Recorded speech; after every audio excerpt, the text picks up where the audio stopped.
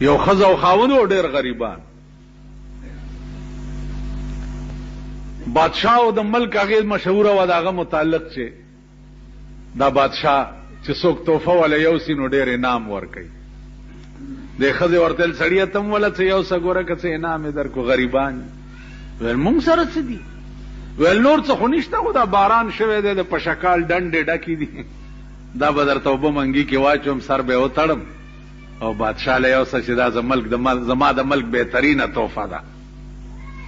بادشاہ د 2 میاشتو په مزل لري و.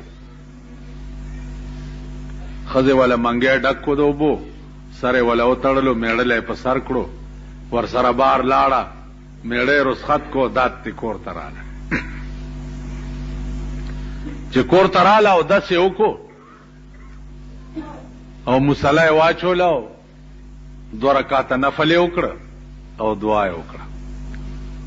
او په دعا کې وایي چې زن مصلی باز کردای از نیاز، زن مصلی باز کردای از نیاز، رب سلم ورد کردا در نماز.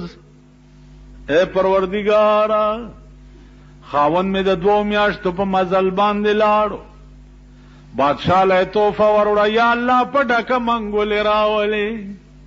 دا دعا کوي. او زمونږ ښځې چې مونږ چېرته بار وځو راپسې څه دعا کوي تاسو ټولو ته پته ده.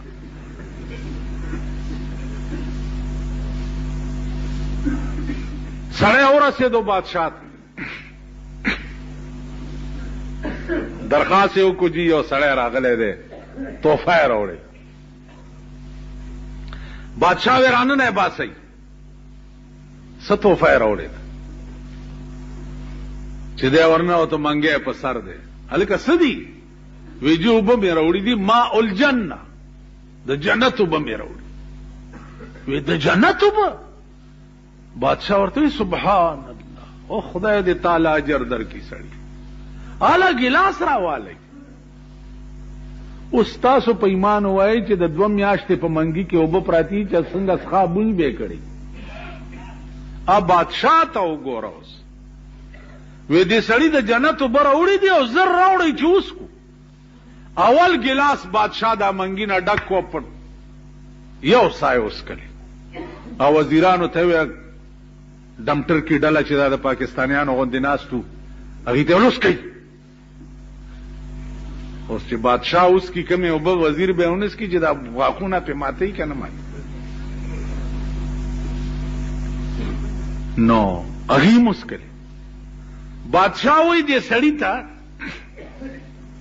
چې و سړیه تا خو ډېره لویه مهرباني وکړه، ستا د دې مهربانۍ خو والله که ما سره څه قیمت شته، زه به د دې بدل څنګه خلاصوم چې تا د جنت اوبه د 2 میاشتو په مزل ما ته راوړي دي. خو ځئ هلکه دا سړی بوځئ خزانې ته، او دغه منګی چې دا اوبه پکې راوړي دا منګی ورته د سرو زرو ډک کړئ. خو د دریای دجله په غاړه هم داسې تیر کړئ چې دته پته ولګي چې دلته اوبه دریابونه بیږي، خو دلته قیمت ستا د اوبو نه و، قیمت ستا د اخلاص و. تاسو خیال راغی؟ نو د دنیا بادشاهان چې وغواړي نسخه اوبه یې په سرو زرو بدلې کړي که نه؟ خبره کوئ. سخه اوبه وې د 2 میاشتو په منګي کې، او د دنیا بادشاہ هغه سخه اوبه په سرو زرو بدلې کې. نو که قیامت کې د خدای غوندې بادشاہ وغواړي نو د انسان ګناه به په نیکۍ نشي بدلولی. تاسو خیال راغی؟ نو عرض مې داو چې خدای د چا نه راضي شي وای به د ګناهونه ولټوي، نو چا ګناهونه ملایکې را پیدا کړي نو به چې دام ورته په نیکۍ بدل کړي. نو زما عزیزانو هلته به سودا چې ده یو په یو به نه، یو په لس به نه، په دې قرآن ګواه دی چې یوه دانه ورکړي. نو د دې مثال د څه شي دی؟ د دې مثال د یو دانې دی چې ته وکړې او هغه وږي وکړي او هر وږي کې سل دانې وي فی کل سنبلة 100 حبه او بیا والله یضاعف لمن یشاء. الله وی یوازې یو په 200 بنئ چې زما رضا وشي دینه بم زیات دي. نو یو په سوونو، یو په زرګونو، یو په لکونو، یو په اربونو، یو په کربونو داسې اجر او ثواب به ورکوي. خو لوی مین پوینټ چې پکې دی کوم هغه دا دی چې 24 غنټې به هر سړی ته د خدای رضا لټول پکاري. 24 غنټې ستا تصور بدای چې خدای هغه کار مې د لاسه کوه چې ته پې راضي شي. نو چې الله راضي شو نو ټول کائنات ستا دی، هر څه ستا دي. چې هغه راضي نه و هر څه ستا دي، اسم ستا نشته. په دې خبره پوهېږئ؟ که هر څه ستایي هېڅ ستا نشته او چا راضي شو هر څه ستا دي. قسم په خدای دی زه به کله زما ړد ویم داړه مې بوټ نه وځي که نه اوسه پورې به ما وختي الټي کړی. خبره نه پوهېږي دا خلک. نه ځای پېژني، نه ناځای پېژني، نه خبره پېژني، نه سوال پېژني، نه جواب پېژني. هر یو سړی یو لندور دی. عزیزانو خدای ته ګورئ، لږ سوچ وکئ، لږ فکر وکئ. یو اخیری خبره واورئ.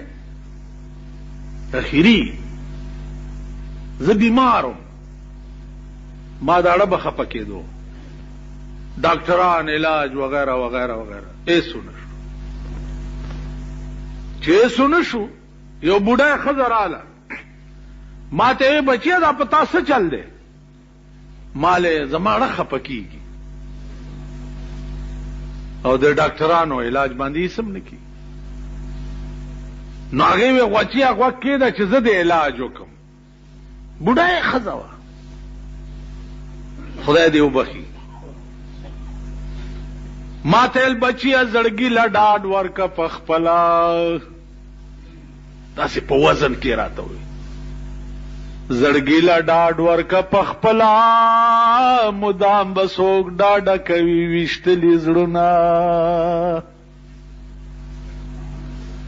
زړګي له ډاډ ورکه په خپله، مدام به څوک ډاډه کوي ویشتلي زړونه.